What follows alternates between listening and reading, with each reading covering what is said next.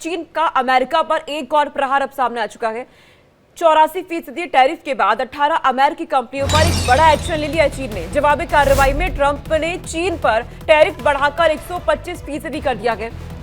America और चीन के बीच टैरिफ वॉर अब लगातार बढ़ता हुआ नजर आ रहा है। चीन का अमेरिका पर एक और ये प्रहार है। अब 84% टैरिफ के बाद चीन ने 18 अमेरिकी कंपनियों पर कड़ा एक्शन लिया और इसके बाद अमेरिका ने भी जवाबी कार्रवाई में चीन पर टैरिफ बढ़ाकर 125% कर दिया है। दरअसल डोनाल्ड ट्रंप ने 104% टैरिफ के जवाब में बीजिंग ने अमेरिका पर 84% का टैरिफ लगा दिया।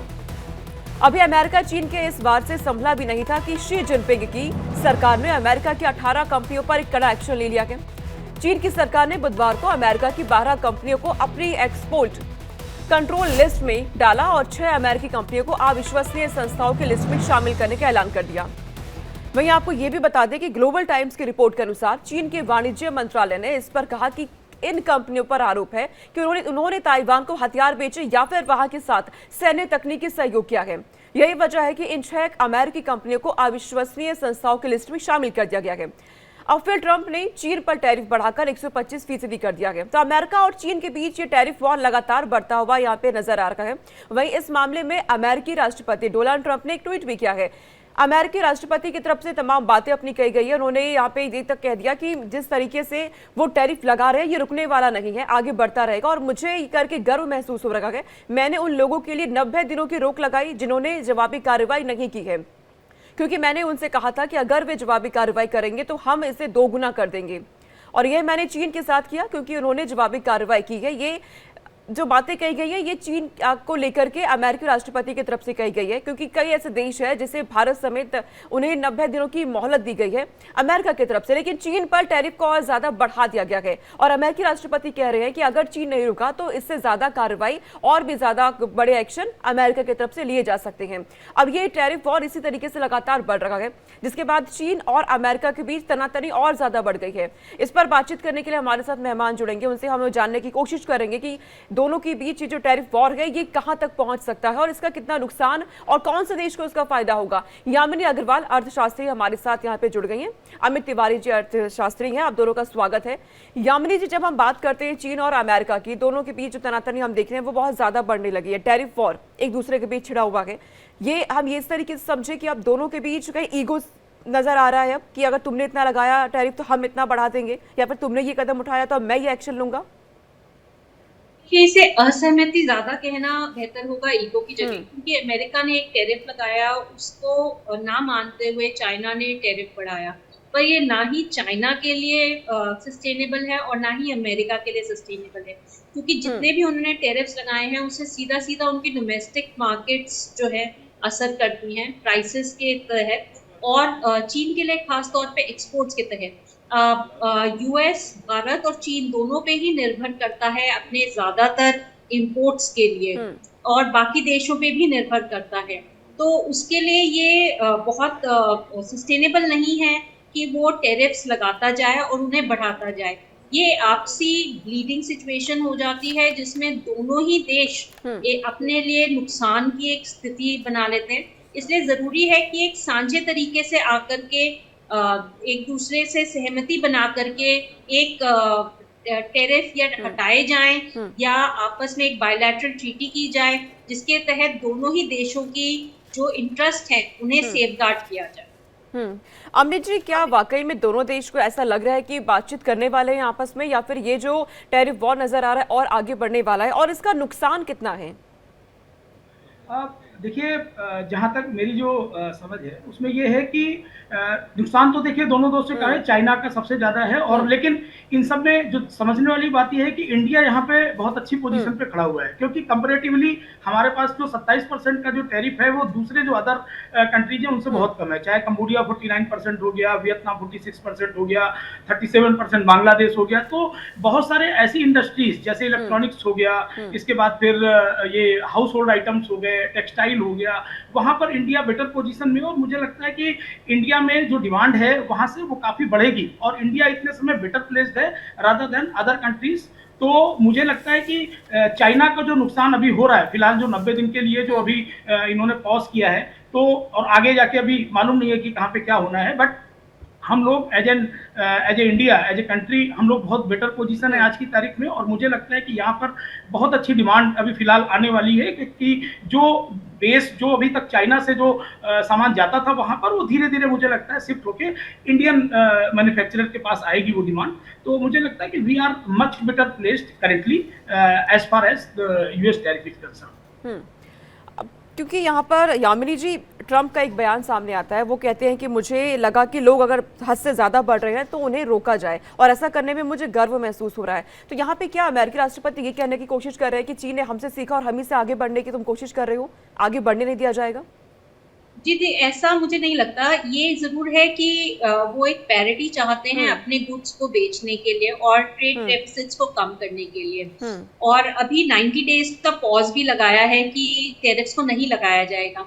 जो ग्लोबली एक्सटर्नल फैक्टर्स बने हैं, जिसमें स्टॉक मार्केट्स में मेल्टडाउन नज़र आया है और अमेरिका में भी प्रोटेस्ट नज़र आए हैं, उन्होंने अपने डिसीजन को रिव्यू करने के लिए सोचा है 90 डेज़ का पीरियड लेकर के। पर इसलिए ये नहीं है कि जो है कोई भी चीज़ एक यूनिलैटरली चल सकती है। उसमें साझे तौर पे ये देखना ज़रूरी है कि देशों का हित रहे और देश आपसी जो है समझ से एक ऐसे नतीजे पे आए जिसमें दोनों के लिए ही और या किसी भी देश के लिए नुकसान की स्थिति ना हो।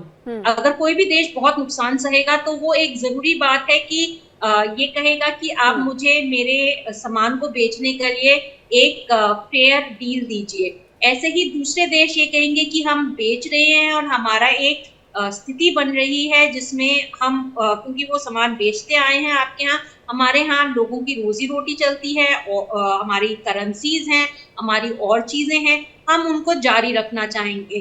तो इसमें जहाँ पर भी आपसी तौर पे समझ बैठ सकती है या नेगोशिएशंस हो सकती हैं, ये ज़रूरी है कि लीडर्स आपस में आकर के ज़रूर एक अच्छी स्थिति में बातचीत करें। और जो एक्सटर्नल फैक्टर्स हैं या जो इंटरनल फैक्टर्स हैं, वो ज़रूर एक प्रेशर बनाए हुए हैं डोनाल्ड ट्रंप के ऊपर कि वो अपने किसी भी कदम को रिव्यू करें और इन टैरिफ्स को रिव्यू करें उस स्थिति के अंदर। अमित जी, क्योंकि भारत की जब हम बात कर रहे हैं तो भारत ने बहुत मैच्योरिटी यहाँ पे दिखाई है। भारत बहुत कैलकुलेशन के साथ चल रहा है कि अगर अमेरिका ने ये कदम उठाया तो हमें क्या करना है, वो पहले से ही सब कुछ डिसाइड हो रखा है। लेकिन 90 दिनों की राह तो दे दी गई है। 90 दिनों बाद किस तरीके का नुकसान क्या भारत को भी हो सकता है, कुछ सामान महंगे हो सकते हैं? देखिए, अभी फिलहाल जो है 90 दिन का हमें राहत है, और मुझे लगता है कि अपना जो बाइलैटरल ट्रेड एग्रीमेंट है उसके लिए इंडियन गवर्नमेंट और यूएस गवर्नमेंट के में एक डिस्कशन ऑलरेडी ऑन है, जो हो सकता है कि काफी हद तक कहीं ना कहीं हम लोग पहुंच जाएं, जिसमें कि एक आपसी सहमति से जो है म्यूचुअली एग्रीमेंट के साथ हम लोग टैरिफ एक दूसरे के साथ कम कर दें।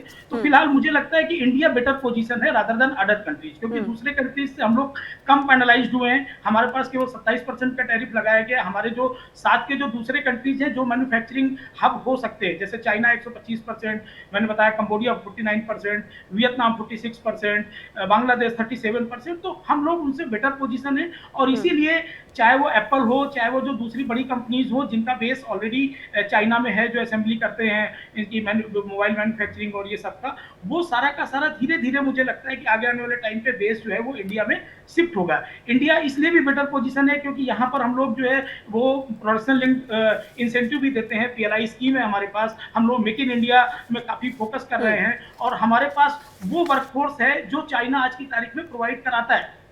ये बात अलग है कि हमारे पास वो स्केल की थोड़ा कमी है, हम लोग उतने बड़े स्केल पे काम नहीं करते हैं, लेकिन हम लोग वो जो अगर हम लोग वो इंफ्रास्ट्रक्चर और वो स्किल्ड लेबर अगर हम लोग प्रोवाइड कर सके तो मुझे लगता है इंडिया काफी हद तक बेटर पोजीशन है आज की तारीख में। जो यूएस से डिमांड आ रही है, जो चाइना अभी आज की तारीख में टैरिफ की वजह से मान लीजिए वहां से जाता है, तो ये फुलफिल कर सकता है। तो हम लोग बहुत ही बेटर पोजीशन आज की तारीख पे है। और 90 दिन तक हमारे पास अभी पॉज हुआ है। 90 दिन के बाद भी मुझे लगता है, क्योंकि जिस तरीके की एक मोदी जी की ट्रंप के साथ एक पर्सनल जो बॉन्डिंग है वो भी अच्छी है, और साथ में हम लोगों ने कोई भी रिटेलिएटरी एक्शन नहीं लिया है, जिसकी वजह से मुझे नहीं लगता कि चाइना वो यूएस जो है वो हमारे ऊपर कोई बहुत ज्यादा वो करेगा। तो मुझे लगता है कि we are correctly better position.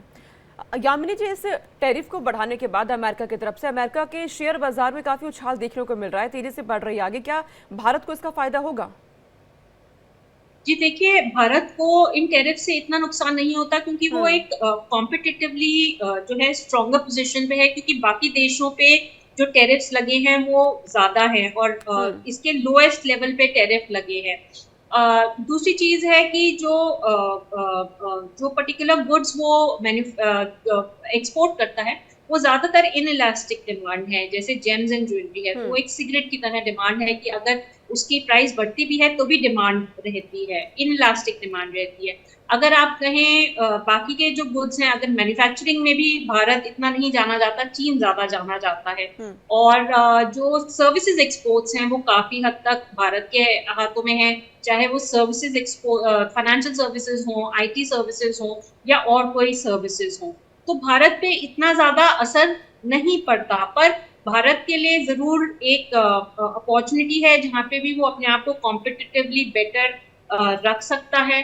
और साथ ही साथ जो है भारत के लिए ये भी एक है कि एक वो बायलैटरल ट्रीटी कर हम्म। सकता है, जिसके तहत वो अपने टैरिफ्स को रिड्यूस करके जो है उनकी दरें गिरा करके और यहाँ पे जो अमेरिकन गुड्स हैं उन पे भी अपनी जो रेट्स हैं उनको घटने के लिए कह सकता है। हम्म। अमित जी, अगर हम अमेरिका की बात करें, अमेरिका में जो सामान भारत से वहां पे निर्यात होते हैं, अगर उनमें बढ़ोतरी हो जाती है, वहां पे उनके सामान के रेट अगर बहुत ज्यादा हो जाते हैं, तो क्या वहां पर भी इसका असर नजर आएगा अमेरिका में? देखिए, मैंने वही बताया कि अभी हम्म। जैसे चाइना में 125% का टैरिफ लगा है, हम्म। और वैसे भी यूएस में क्या है, यूएस इज नोन फॉर अपना टेक्नोलॉजी इनोवेशन के लिए जाना जाता है। वहां पे मैन्युफैक्चरिंग की अभी उतनी फैसिलिटी है नहीं। वहां पर क्या करते हैं वो लोग, टेक्नोलॉजी का इनोवेशन करते हैं और इसके बाद फिर जो टेक्नोलॉजी इनोवेट करते हैं उसका जो मैन्युफैक्चरिंग है वो दूसरे कंट्री को देते हैं, क्योंकि वो लोअर मार्जिन वाला गेम होता है, तो उसके लिए वो चाइना, कंबोडिया, वियतनाम, इंडिया इस तरीके के कंट्री को देते हैं। तो अभी अचानक से यूएस में कोई बहुत मैन्युफैक्चरिंग का वो आने वाला नहीं है, तो अल्टीमेटली वो डिपेंडेंट हमेशा रहेंगे। अब क्योंकि चाइना के साथ उनका एक ट्रेड वॉर चल रहा है, चाइना में उन्होंने टैरिफ 125% का कर दिया, तो वो अल्टरनेटिव जो चाइना का जो अल्टरनेटिव है उनको ढूंढेंगे। तो उसमें इंडिया आज की तारीख में बेटर प्लेस्ड है।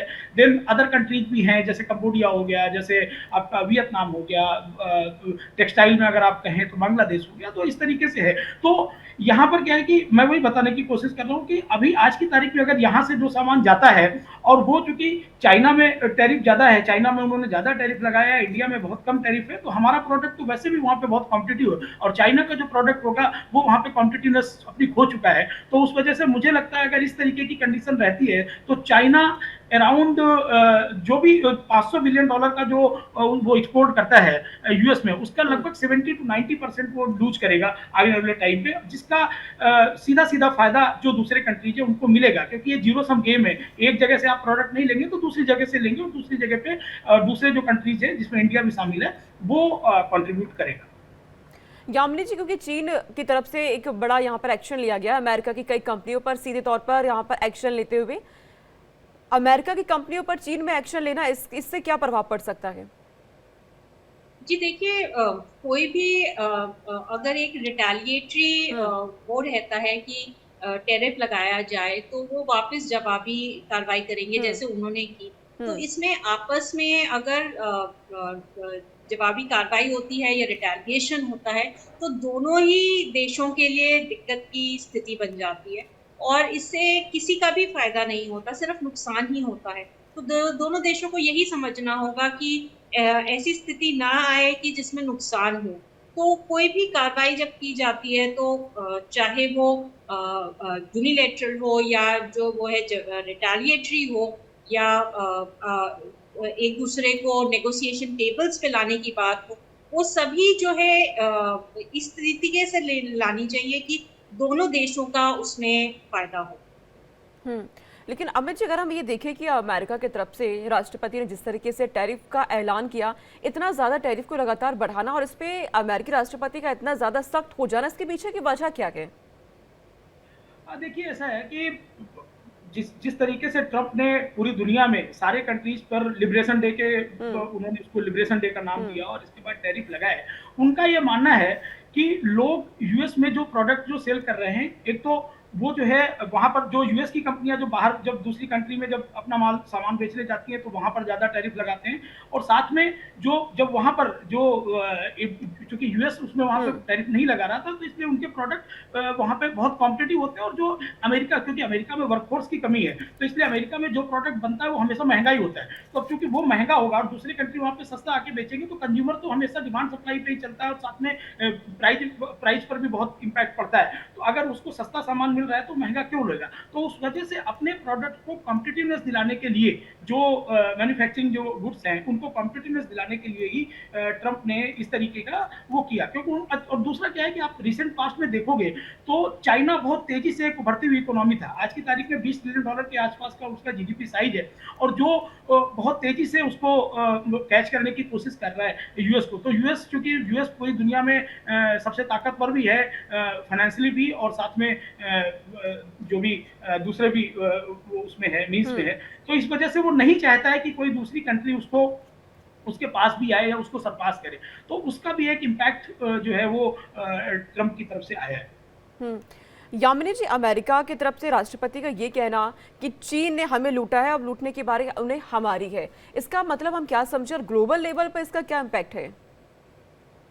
जी देखिए, ग्लोबल लेवल पे अगर आप समझने की कोशिश करें हम्म। तो सभी देशों पे एक तो टैरिफ लगा है। दूसरी बात ये है कि जो सभी देशों के सामान है वो अमेरिका में महंगे हो जाते हैं। तो अमेरिकन्स को या जो रेजिडेंट अमेरिका में है उनको ज्यादा पे करना पड़ेगा। तो वैश्विक स्थिति में अगर आप देखें तो एक एक जो है डोनाल्ड ट्रंप ने ये मैसेज तो दिया है कि भाई आप जो है अपने जो प्रोडक्ट्स लोअर रेट्स पे हम्म। जो है हमारे यहाँ सप्लाई कर रहे थे वो आप उस लोअर रेट पे नहीं सप्लाई कर सकते, और जो कंसेशनल रेट्स पे डब्ल्यूटीओ के माध्यम से या किसी और माध्यम से पहले कंसेशंस मिले थे वो कंसेशंस अब कंटिन्यू नहीं करेंगे, क्योंकि हमारे भी देश को नुकसान हो रहा है और क्योंकि हमारे देश में मैन्युफैक्चरिंग और जॉब लॉस हो रहा है। तो ये अब ऐसे नहीं चल सकता। इसके लिए जो है हमें एक पैरिटी आपको देनी होगी जो कंसेशनल रेट्स के साथ जो है अब मैच नहीं करती। और इक्विटी के लिए ये जरूरी है कि दोनों के जो कंसेशंस हैं वो जो है जैसे पहले भी था कि डिफरेंट डिफरेंट हम्म। प्रोडक्ट्स के रखे जाते थे कि इस पे इतना लगाया जाएगा या उस पे इतना लगाया जाएगा, उस पे बातचीत हो और दोनों देशों को एक सामान्य तौर पे ट्रेड करने का मौका मिले। इस वक्त अमित जी, क्योंकि हम देख रहे हैं कि तमाम देशों के बीच अभी टैरिफ वॉर चल रहा है, लेकिन इससे पहले कई ऐसे देश हैं जिनके बीच युद्ध की स्थिति बनी हुई है। इसके पीछे एक वजह ये भी दी जा रही है कि चीन अपने तमाम जो लोगों के साथ मिलकर हथियार बनाने में आगे बढ़ रहा है, तमाम जो वेपन्स है उन्हें बना रखा है, बहुत ज्यादा विकसित हो रहा है इस मामले में। क्या यहाँ पर भी रोकने की कोशिश है अमेरिका की तरफ से? बिल्कुल सही बात है, क्योंकि मैंने बताया ना कि जिस हम्म। तरीके से यूएस को ये लग रहा है कि हम्म। चाइना इतनी तेजी से आगे बढ़ रहा है, हम्म। वो कुछ जैसे हथियार, क्योंकि हम्म। हथियार जो है आज की तारीख में यूएस जो है सबसे बड़ा हथियार का हम्म। वो है, एक्सपोर्टर है पूरी दुनिया में, राइट, चाहे वो जहां पर भी हो। और उसको ये लग रहा है कि जिस तरीके से चाइना जो है दूसरे कंट्री के साथ मिलके, चाहे वो रसा हो या दूसरे भी कंट्रीज हैं उनके साथ मिलके जिस तरीके से उसको आगे बढ़ने की कोशिश कर रहा है, तो कहीं ना कहीं यूएस जो है उसको रोकने की कोशिश कर रहा है कि अब जो है इसको थोड़ा सा वो किया जाए, थोड़ा सा उसको, उसकी जो रफ्तार है उसको थोड़ा धीमे किया जाए, क्योंकि अदरवाइज वो कहीं ना कहीं आगे जाके यूएस के लिए मुश्किल खड़ा कर सकता है। क्योंकि यूएस इस चीज के लिए जाना जाता है। आप समझो जब यूएसएसआर और यूएसए जब दो बड़ी सुपर पावर थी पूरे वर्ल्ड में, तो इन्होंने यूएसएसआर को एक तरीके से खत्म कर दिया, उसके 19 टुकड़े कर दिए थे। तो उसी तरीके से यूएस कभी भी नहीं चाहता है कि कोई भी कंट्री उसके सामने सर उठाए। तो यही मुझे लगता है कि एक बड़ा रीजन भी है कि वो चाइना को जो है वो बहुत आगे नहीं आने देना चाहता है, और उसके लिए उसने इसको हथियार बनाया है टैरिफ। और जिस तरीके से यामिनी जी चीन की तरफ से टैरिफ को बढ़ा दिया गया है, कैसे अमेरिका पे असर होगा, अमेरिका की अर्थव्यवस्था पे असर पड़ेगा? जी देखिए, दोनों ही देशों को असर पड़ेगा, क्योंकि डोनाल्ड ट्रंप ने भी टैरिफ्स बढ़ा दिए हैं, चाइना ने भी बढ़ा दिए हैं। तो अब दोनों के ही सामान एक दूसरे के देश में बहुत महंगे हो जाएंगे, तो सीधा असर उनके जो रहने वाले लोग हैं उन पर पड़ेगा। तो जो है ये किसी भी देश के लिए इन्फ्लेशनरी होगा, और इस एक टैक्स के जैसा है दोनों ही देशों के ऊपर, उनके जो